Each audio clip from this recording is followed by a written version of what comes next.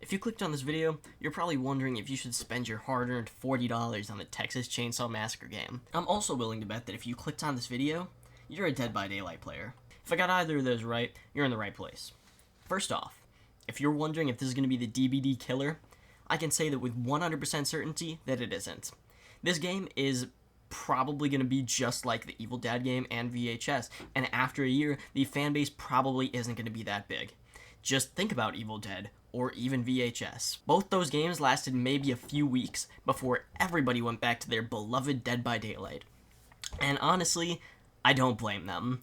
There's a lot of variety in those games. They have their hands on many licenses, and you can't see that happening in Evil Dead, VHS, or the Texas Chainsaw Massacre, because why would you put Michael Myers in the Texas Chainsaw Massacre? So they have a lot more variety there.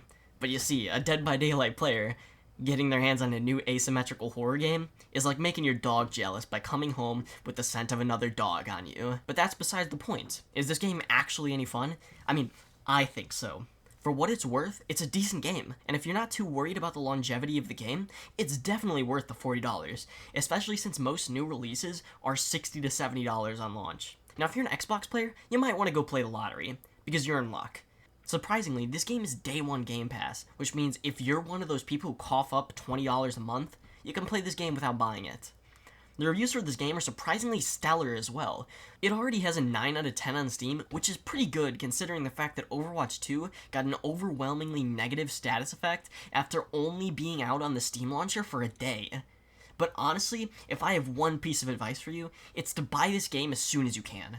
The game has been out for a few days, and I can already see how players are going to try and make broken builds and make the game unfun for the rest of the community. To be honest, it's only a matter of time before this game changes from a horror game into a strategy game, and once that happens, you got yourself Dead by Daylight 2.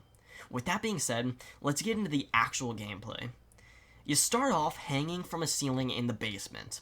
The way the action system works in this game is essentially button pressing simulator. You have to press a button a repetitive amount of times in order to complete an action. But be careful, you're going to want to put some space in between the times you press the button, because if you hit it too fast, your meter's going to fill up and alert the killer. The first portion of the game is pretty simple.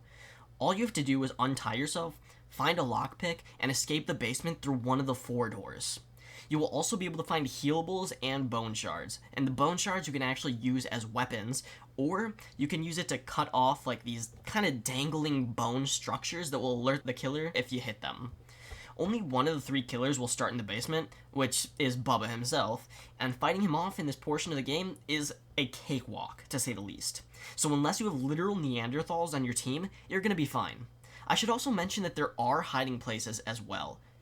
Once you get out of the basement, you have to look for an escape route, but you gotta be careful of the grandpa, because if the grandpa is alerted, you're gonna have to stay still, or your location is gonna be revealed to all the killers. You could go as far as saying that the grandpa is pretty much a lion from Rainbow Six Siege. Now, if you have enough brain power to stop yourself from moving during this 5-second period, you'll be good to continue looking for an escape route. Now, similar to Friday the 13th game, which is expected because this game is made by the same creators, there are multiple ways to escape. Or I should rather say that there are multiple variations of the same way to escape. I myself have escaped in 3 variations, one of which you need to find a pressure valve in order to go back into the basement in a Bubba's lair and put that valve on the tank. Once you do that, you can lockpick a gate in order to escape. I've also escaped by turning off an electrified fence that is powered by a car battery, just so I would be able to lockpick another gate and escape. And finally, last and definitely least, I had to lockpick a door 2 times because it had 2 locks on it just to get into a building with another door to lockpick, just so I can get into a yard and actually lockpick the gate that I can escape from this time, and that got pretty repetitive.